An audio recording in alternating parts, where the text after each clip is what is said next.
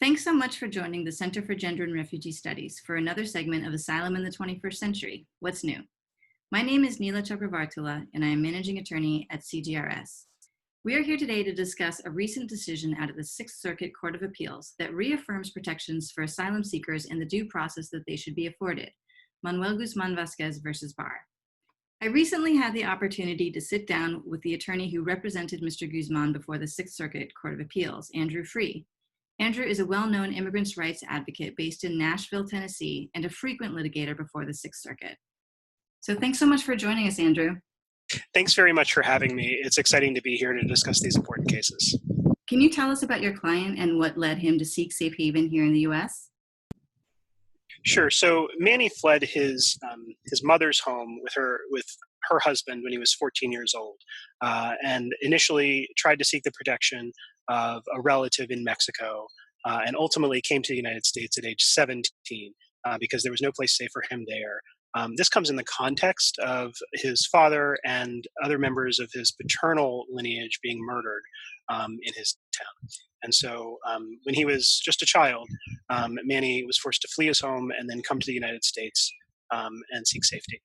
So often, asylum seekers like Mr. Guzman have to flee home with little more than the shirt on their back, and obtaining evidence to support their claims can be incredibly difficult, if not dangerous, placing themselves or other witnesses at risk.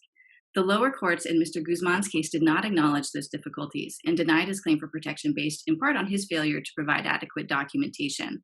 Some of that documentation would have been nearly impossible for him to obtain. For example, he was asked to provide a letter to support his application from his mother, who was the alleged persecutor whose abuse he was fleeing, or one of the persecutors, as well as I think they asked about his sister being able to provide evidence, although she was 30 minutes to an hour from the nearest phone. So the Sixth Circuit overturned this decision.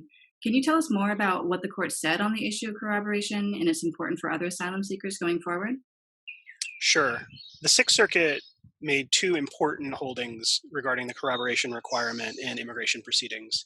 The first was that if an immigration judge is going to deny for lack of corroboration, the judge first has to give the asylum seeker an opportunity to explain why the specific piece of corroborated evidence the judge believes was required to be produced but wasn't.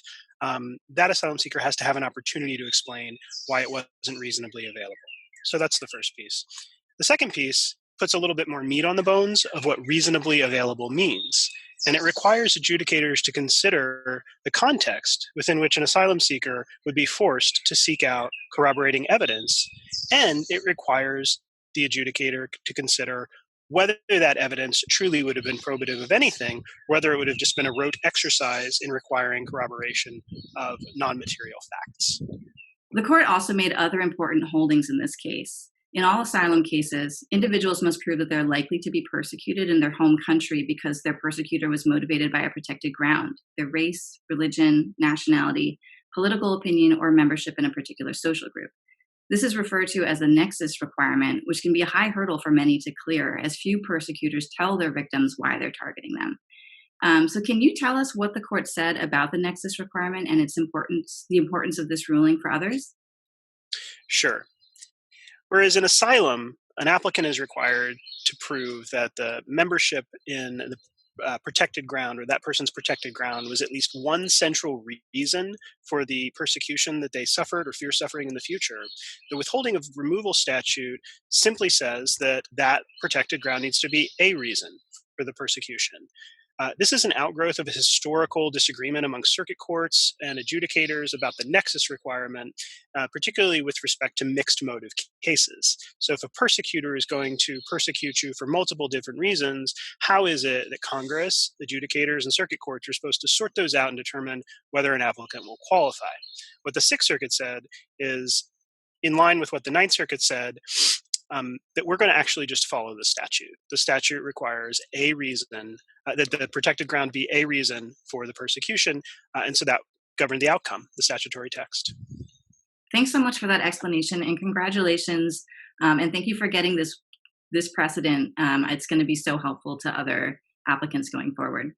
So many courts have pushed back against the Trump administration's unlawful attempts to rewrite asylum law and close down the U.S. asylum system completely. Are you encouraged by these decisions?